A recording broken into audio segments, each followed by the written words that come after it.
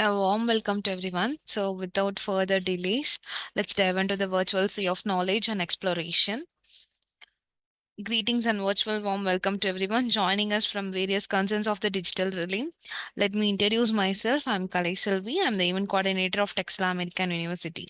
So, today we are going to discuss about the topic harmony in healing in a deep dive into the philosophies and theories shaping modern nursing practices. So I'm glad to introduce the speaker of the day, Ms. Shyama. Over to you, ma'am. Yes, Kalai, actually, the webinar topic today we are going to discuss is on building resilient health system. Okay, ma'am. Okay. Okay. We'll start the session, ma'am. Okay. Yes, thank you. Thank you, Kalai, for the introduction. And once again, a very warm welcome for everyone. I'm delighted to see so many participants joining us today from different corner of the world. And it's pleasure to have to present this webinar for everyone. And myself, Shyama, the Spark of School of Public Health at Texila American University. And I'll be the host for this enlightenment journey into this strategies and practice that is going to contribute the resilience of our health system. Yes, so before starting the session, I just want to see how much interest, like how many people are very much interested to see or to know or to explore about this resilient health system. So how we are going to build a resilient health system. So can I see thumbs up at how many of them are very much interested? So or else you can put it CC or I am or I or whatever in chat. So I wish to see the energetic crowd so that I will be also charged with your energy to deliver the entire topic without any, okay, with so much of enthusiasm. Okay. So can I get a thumbs up from everyone? Great. Thank you. Thank you. Thank you. Thank you so much. That was really very interactive. Of course. So today we are going to discuss on this building resilient and health system, which is about a public health administration. So in this era, we are marked almost unpredictable global challenges. So here the importance of resilient health system cannot be overstated. I think everyone will be agreeing with this my statement, right? Whether we have already faced pandemics, we are facing pandemics, we might predict natural disorders, or of course, we are still ongoing with some healthcare demands. The ability of our health system is to adapt, respond, and to recover. Right? That is paramount. So throughout this today's session, I'll be dwelling into the critical component that is going to contribute to the resilient the health system. Okay. So from understanding the importance of the resilience, and of course, we'll be addressing on global health challenges, and of course, we'll be also exploring strategies. Yeah. So we'll be also exploring the strategies. We'll be seeing the importance of resilience, and we'll be also seeing the technology and innovation in the healthcare resilience. And we'll be also discussing on the community engagement. We aim to provide you with the valuable insight that can shape the future of the healthcare. Yes, so without any further ado, let's embark into the journey of this key element of building a resilient health system. Right? Yes. What is resilient system and what is the importance of resilient system? Can anyone? You can give me in chat. Any idea about resilient system? Resilience, that too particularly in health system. Sorry. Yeah, I can see a lot of people just waiting for your answers.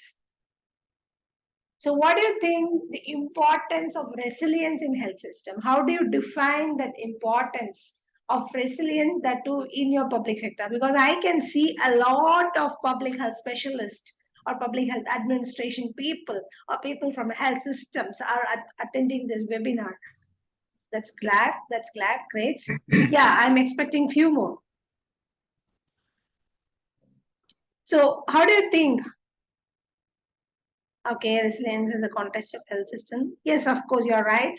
Yes, it's to help to recover crisis and disruption. Thank you. Thank you. Strategy used to address medical concern. Thank you, Avinash sir. Okay, okay. Capable, robust, effective. Okay, great. Okay, that's really engaging. Great. Yeah, yes, of course. The resilience is the contest of the health system. It's also, of course, as you all said, it also refers to the ability, and we always anticipate. We'll be always prepared, and we'll be always ready and respond to the health crisis or disruption, which we cannot predict, right? We all, as a health professionals, we always will be ready with our effective leadership capability. So resilience is a health system in the critical components in the face of evolving challenges. So ranging from pandemics to natural disorders and of course on ongoing healthcare demands. So the resilient health system exhibits the capacity of adapt, absorb shocks and continuing delivery our effective healthcare. So irrespective of any kind of pandemic, any kind of outbreak, we, a public health specialist or administrative people, will be always ready to focus, like we are already like power packed with all our systems to face that outbreaks. All right.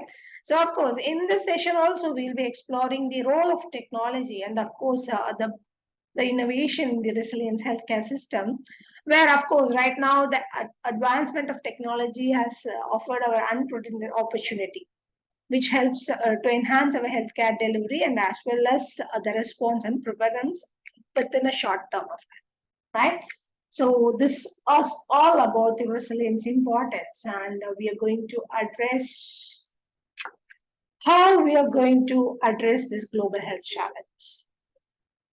Whenever we are facing those challenges, we always prepare with the preference, right? We always pandemic preparedness. We always ready with the pandemic preparedness, emergency response, and all this is for long-term health issues too, right? So resilient health system are better equipped to handle pandemics with mechanism for rapid response and of course resource allocation and of course our healthcare delivery. And of course, it's not only on preparedness part.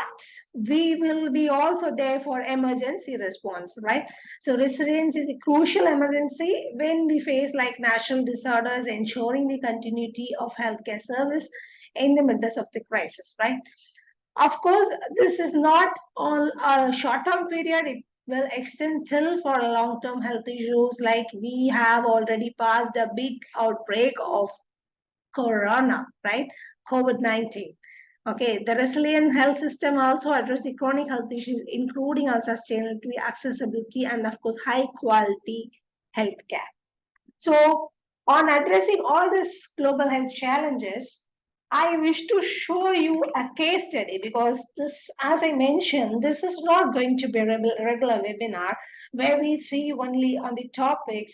Here's a case study we are going to discuss where in particularly in Africa, how the coronavirus as in the preparedness and the response plan where the WHO has overcome as will be discussed.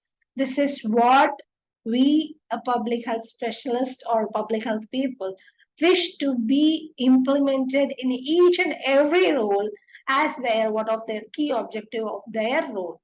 So where the result, what we expect, right? The resilience, keep on or else fighting against uh, will be much more achievable when compared to any other, right? So of course, here comes the case study, and this is how we have resilient with the coronavirus disease over the 2019. You can see the resource requirement when we started, like when Africa started, like WHO region, when the outbreak announced. WHO in the African region approached the operational planning to fed into the COVID-19 at the year of 2021. But you can see all the WHO officers and the regional officers, management system define their needs in terms of staffing, because internal staffing and other expertise like service specialists, agreements, and other volunteers are the first part for the resource allocation, because that plays a major role in implementing with the partners. Because this is a successful case study where we are going to discuss about how resiliently they forced, how resiliently they have overcome this coronavirus outbreak. Okay, so with all this mostly activity, the WHO is focusedly working on the affected of COVID-19 pandemic. Okay, where you can see the resource requirement, they have set a trend, or else they have set the objective on what basis this to be addressed, and these are all the 11 parametric how this to be handled. They have created almost 11 pillar of key performance indicator. They called an indicator which is required for to implement the plan of the resilienting, or else clearing the outbreak of COVID-19. Yes, the first indicator is indicate about the pillar one, which is of course the coordination and planning and the financial and of the monitoring.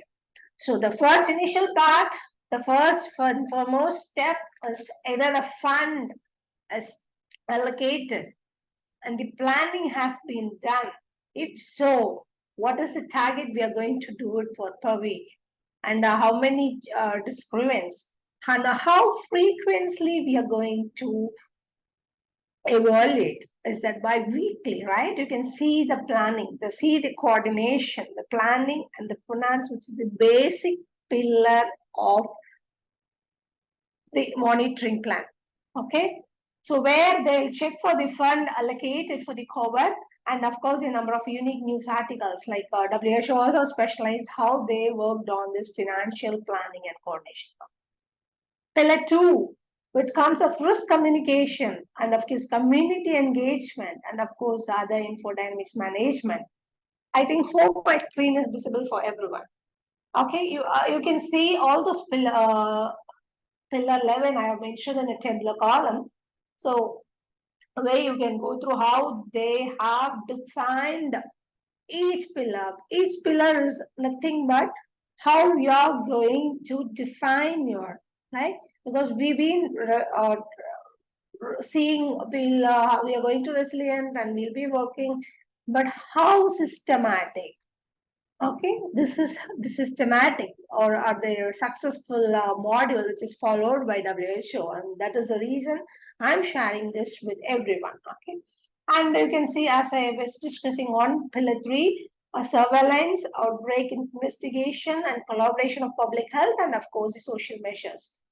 That will be on quarterly, and of course the COVID-19 incidents in last 7 days. That will be on weekly. You can see the case study into the confirmed case report. That will be on weekly.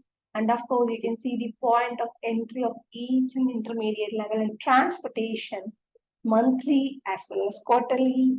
And of course, laboratories, and of course, pillar 6 of infection prevention and control and protection of health workforce, or that is which is frequently monitored on monthly. Cost management and the clinical operation, and of course the therapists, which occupy the confirmation cases at the present, like at the present instance, at the time of COVID. When they were handling at the COVID times, they were also taking care of the therapy, like patients or those already which been as positive. So pillar 8, it comes under operational support, and of course the logistics and the supply chain. They make sure they reach the testing kits and the medical equipment on time, and which has been intervened monthly. And of course, we have our pillar of 9, strengthening the essential health service system. We already had positive, and they were we also working for the strengthening the current service system by presenting the number of service and receiving the first dose. They were doing simultaneously both the savings and as well as the prevention. And of course, vaccination plus death. And of course, 11, the research, innovation, and evidence. And the number of study, and they did their early investigation, and they, as we discussed, it can be also unpredictable in future. So they've been working on all the research and what kind of effect the COVID-19 is going to provide for the positive person. All this being put into a complete metric, and this is how the WHO has outbreak the COVID. And this is completely a success like case study where we already in Africa, it's exclusively in Africa, they've overtake that corona breakout. Okay, I think many of them have agreed, and I think most of the people have also witnessed this monitoring plan. May I know how many of you they're part of this, all the plans? I think most of them. Can you raise your hand? May I know till all this 11 plans, that is we call it as pillar plans. So how many of them were in each plan or each, or else at which level of plan you were? Can I get a response? So either you can post it on Q&A, or else you can also post it in chat, ma'am. Yeah, one of the students have been posting on where I need to. Either on chat or Q&A, whatever, wherever you wish. Yes, pillar 3. Oh, that's great. Surveillance. You were into. That's great, Angela, ma'am. So you were handling all those investigation and confirmed cases. Okay, you were handling all those confirmed cases. And come on, I'm expecting people, because definitely this is for you when to understand within this 11 pillar, you played a vital role. You can see that's what they have mentioned this as a pillar plan. Okay, so you were also one of the part of the pillar. So may I know at what stage you were there? At what pillar stage you were there? Okay, great. Vaccination, great. Okay, that's wonderful. Community engagement. Okay, that was not easy that time of COVID. Yes, few more. Okay, great. Okay, thank you. So thank you for that wonderful response. And this is strategy, and this is how we start of addressing the global health challenges with all pandemic preparedness, emergency response, long-term health issue, which we redefine into 11 pillar of planning. Okay. Agenda of community. Hallelujah, sir. That's great. Thank you. That's great. So as I said, so these are all the major. We need to start off with addressing global health challenges, where it's pandemic preparedness, emergency response, long-term health issue. It's just not at 3 points, and this is being divided into subtopics of where it's we call it as 11 pillars. Okay. Yes. So how we are going to implement or what are all the strategies for building this resilience? So we saw that these are all the 11 pillars. Okay, we saw that these are all going to be the 11 pillar plans. So how or else what are all the strategies for building this resilience? So the major 4 strategies what we see is leadership and governance, and of course capacity building and training. Okay, community engagement. Okay, and of course a technology innovation, right? So we'll deep dive into each and every topic. Okay, so of course, so what is leadership and governance, right? An effective leader will be leading the entire plan, right? So we will be some people might be already in this position, and some people will be under surveillance of these people. This leadership, this effective person will define the public health administration and the prompting the resilience. So they will discuss, this leader will discuss the role of leadership in decision making and crisis management and fostering the culture and adaptability according to the outbreaks, right? This effective leadership is one of the caliber for to the strategy which we need to overcome the resilience. The leadership will make sure how the from the enrolling, dedicating or else assigning each and every role, or else taking the decision on the crisis management and of course with fostering the culture with the adaptability. And this leader will frame a framework, like he'll frame the framework or else he'll governance the framework. So he will be also highlighting the importance of governance structures in creating in resilience healthcare. He will be always highlighting the importance, what is the framework required in the healthcare. Okay, he will define according to the area or according to the outbreak or according to the disease. So he will be also discussing on the successful governance model that facilitate collaboration and effective resource allocation. As I said already, uh, a leader will always look for the best, right? So they will also always look for any other model, those who are facilitated or those who are already given a success, and they will try to adapt that particular framework according to the current outbreak. It can be of any kind, right? So if something has been successful within another framework, and the leader will try to implement or implement the same by making some modification in the current framework, what you're going to face, right?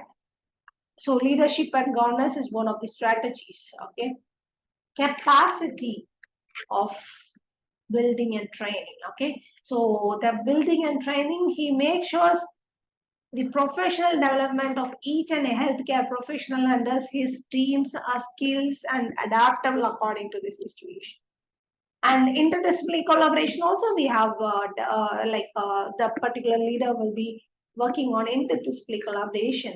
So you'll be highlighting the initiative and encouraging the interdisciplinary approach within the healthcare. Okay, of course, community engagement. The community engagement center, they approach, they stress the importance of the involving the communities in the healthcare decision making. Of course, you'll be always going for the campaigns, and you'll be sharing the examples for the initiative to empower your community that you are doing so and so activities to eradicate so and so outbreaks, and those will be so as citizens, as a people, you have the responsibility to take care of our community. So you people will be directly engaging with the community.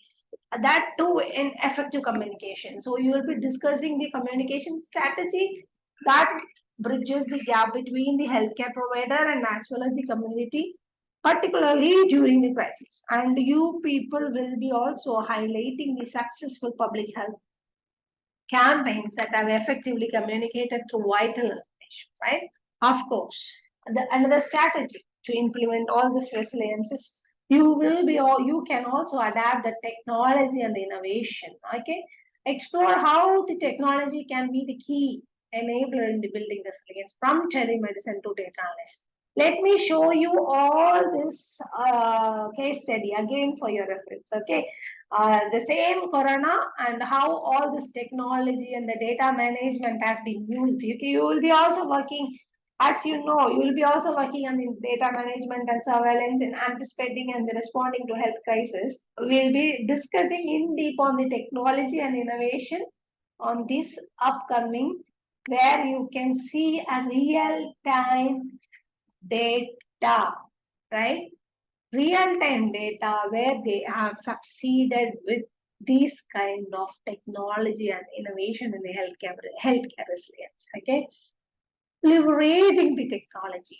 Okay, that is the first technology, and of course the data and management and surveillance, coming up with the innovative solution, and of course the challenges and the solutions, and of course the future trends in the healthcare.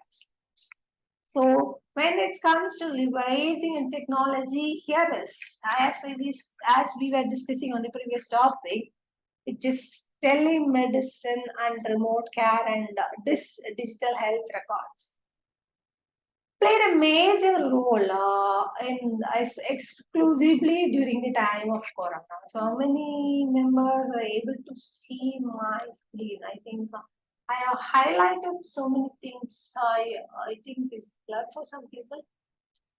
Okay, let me read it out.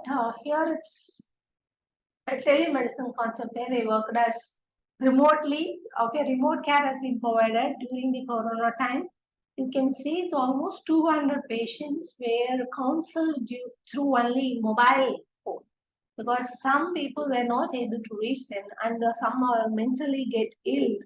And these are all the results. What I have produced is all the results. You can see the utility of telemedicine in Africa during COVID, a rapid review. And I think everyone are aware we are adapting to the digital era. Still we say, but we are not yet. But we have been already implemented this kind of strategies. You can see the telemedicine in Africa during COVID has paid a rapid review. So these are all the case study. I think it's something blur. I'm not able to zoom it also. Okay.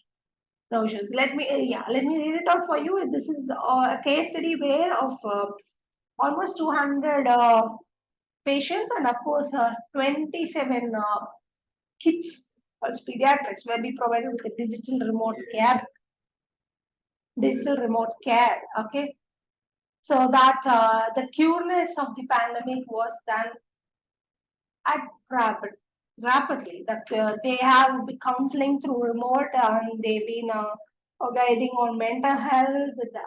They were keep on counseling on related to mental health and the medication and all those things. And of course, here it's mentioned about the digital health records, where which mentions about their scenario of once after they complete their positive, how the entire habits have been changed and they have records, and that also played one of the crucial role in the digital health records. Okay. And the second topic is data management and surveillance. Right? How a data management surveillance is going to help in resilience in health. You can see a predictive analytics and health information exchange that too happened in the COVID-19 surveillance system, that too in Africa. So you can see the results as the surveillance system, where the predictive analysis and the health information exchange, they can able to predict the number of cases in positive earlier when compared to before when they were adopting to the predictive analysis. So I have mentioned that you can see that the predictive analysis is based on the earlier symptoms, or as there it can be of any information, all those information of the outbreaks or the symptoms across the states, across the countries, and the information exchange within countries were able to come up with solution before we get into the worst of the COVID. Right? How many of them are agree? We have already we have spent almost a year, but still we have survived the COVID-19, right? So we are already predicted. We come up with the vaccination. As a result, we are here with safe and secure, right? And that is how the information system exchange works, right? And of course, the third is nothing but innovations. And there is again a case study where the African system is wake off on COVID-19 pandemic with only one regional committee order. That is a quick, innovative solution. So as every country were handling with this, I have highlighted. People can see, you can just see it. You can read those articles. So since several other countries were suffering, number of countries were suffering, over 40% were only for medium recovered, whereas Africa health system in wake of 20s, that it was just a transformation solution, because when you see, there was a special event launched at the regional committee which kicked off all collective process to support African countries which efforts to the pandemic regime especially. So the committee made sure the pandemic to go dissect and the work to rebuild on better health information system. They made sure they need to address across the global systems within the Africa, and that is a major reason which improved access to all health related service. Okay, because when other countries still facing the issue, but Africa on its way, it's much more higher, where they can go for all reaching all the African people, and they were also without improving, like what I said, they reached all the health profession. They come up with all the solution. The first thing is they formed with the committee and they are overcome.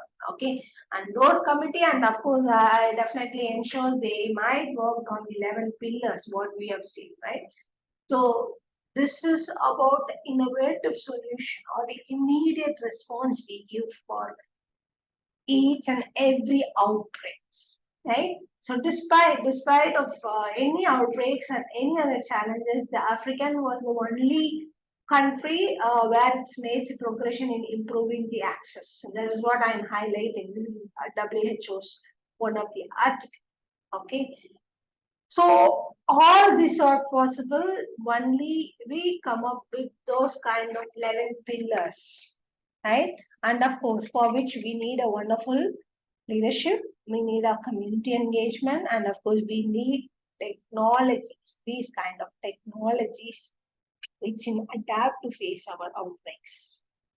And next comes trends, future trends. And everyone says the future trends is just yet to come. No, not at all. It's already there in our health system, that too especially. See, I have taken, as I mentioned, I have taken the complete Africa for the session for to give a successful case study. During the same, I have taken the COVID-19 as one of the outbreak for this example, because we are here and we are safe after all these major outbreaks, right? So artificial intelligence in healthcare plays a vital role in diagnostics, in treatment planning, and of course in resource optimization. Artificial intelligence is the hyper, like transformed to the healthcare around the world, right? We never believed, but Morocco has done an thing on analyzing the medical images, that too in especially with Ghana, tracking the COVID-19 in Ethiopia.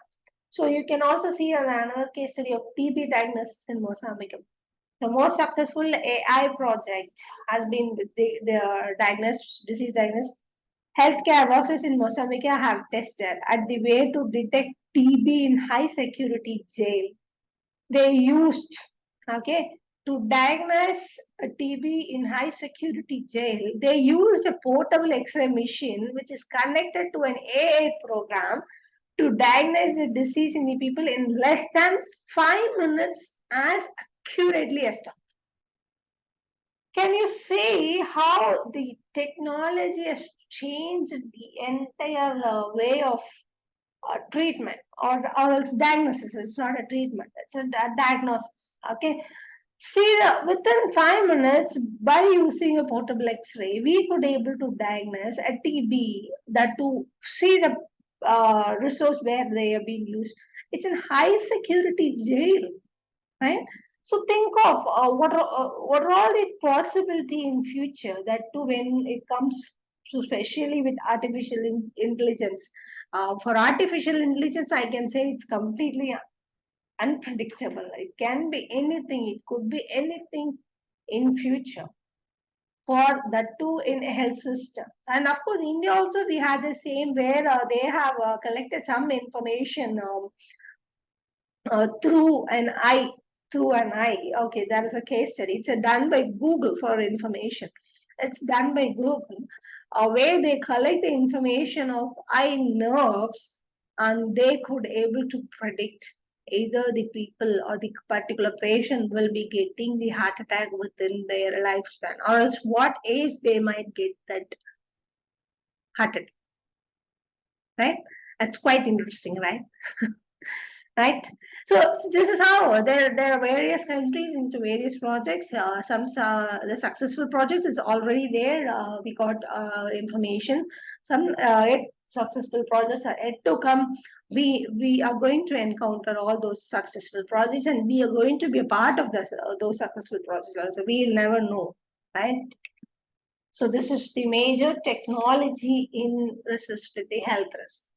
Okay, and of course, we have last but not least, community-centered approach. Even though we speak about much on technology, much on practicing, much on KPI, the base is always community, right? Without this community, we cannot implement this resilient that to in health system. So we always participate in the decision making. We always make sure that cultural competencies has been addressed. We always do health literacy program within our community. And of course, all the community health workers are up to date, upgraded with the right information. And we also work with public-private partnership. It's not only the role of a public, it's also a private partnership. They also owns the responsibility of taking care of community, right? Of course, non-profits and other NGO initiatives. And of course, the very old local health campaigns. It's not very old, okay? This is our traditional, or this is the basics. This is the foundation, okay? Community resilience building program. All these programs in the variety terms. That is a same thing which being defined in the variance. That is the only difference. As I mentioned, what all, even though in the information, those who are collected to technology and other artificial and other kind of metrics, the basic is to approach our community and come up with the basics. But of course, this is can be done within a small level. But if it's a large level, all those data is definitely required. And of course, for a country, to present in a country, we will be addressing all these three parts. As a public health specialist, you will be there in all the 5 to 6 strategies where I being mentioned, right? Right? So yes, of course, that's our session comes to our end of our building resilient system, health system. So a quick overview of what we have seen. So we have seen the importance of resilient system. So where the resilience is the health system, which is critical competence in the face of evolving challenge. So this is for people those who have joined later. I can see almost 62 participants. That's great. So this is for few people those who just missed a glimpse of all the presentation. So we have discussed the importance of resilience, and today we have also gone through the intricacies of the addressing global health challenges. With all these three topics, we subdivided into 11 pillars, planning pillars, which has been followed. This is a success framework which has been followed in WHO, and we discussed all those each pillars, right? From understanding where we went to the strategies, unraveling what is the importance to unraveling the strategies in the leadership, and as well as the technology, and of course the community engagement, where we have discussed our leadership and governance role and capacity and building the training. I have shown you the examples of the communicating and of course technology and innovation. We have discussed on data management, surveillance, and when it comes to technology and innovation in healthcare business, the major 5 technology I've discussed is telemedicine and remote care and digital health records.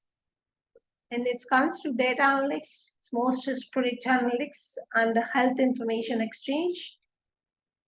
And of course, when it comes to innovation solution, we have discussed a case study because we need to come up with an innovation solution as a leader, as a part of this public health. You can come up with innovation solution which can implement it quick. Okay. So we have also discussed the future trends, that is AI in the resilience of the health system. Right? Of course, last but not the least, community center approach. Right?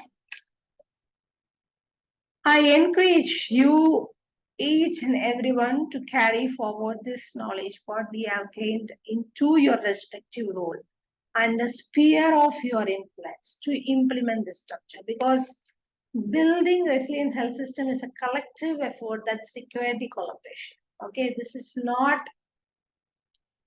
okay.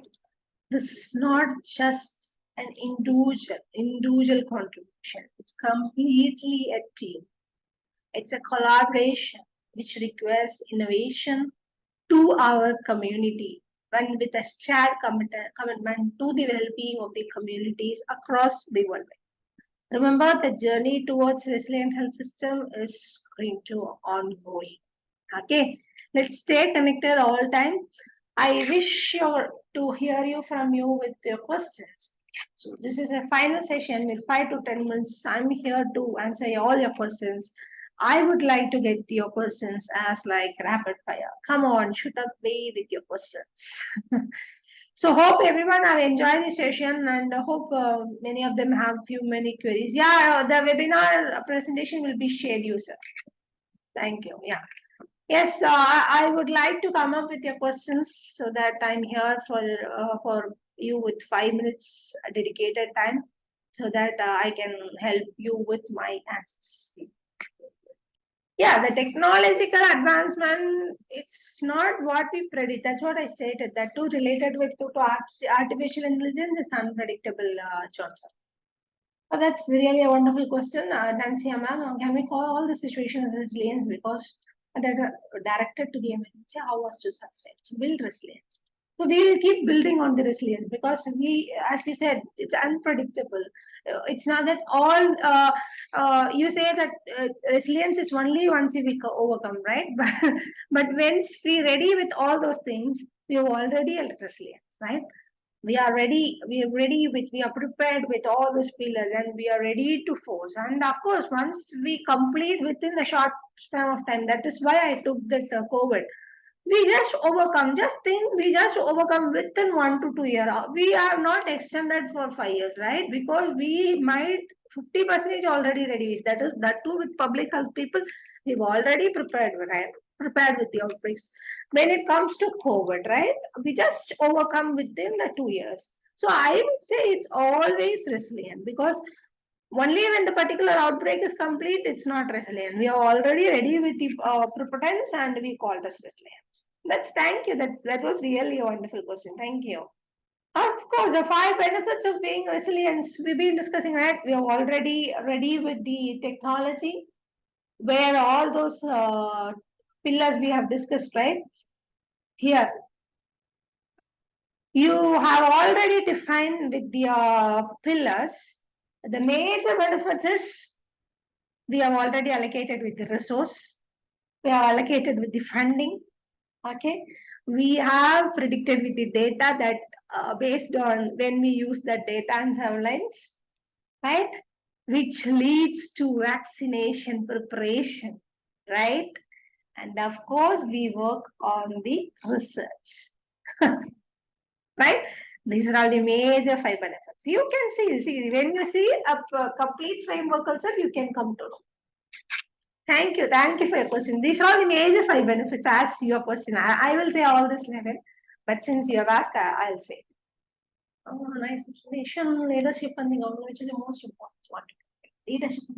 Oh my, no, precious ma'am. The leadership is the major role, because he is the one entire thing who is going to governance, going to lead the entire team, or taking the decision, or what to be done or what not to be done, right?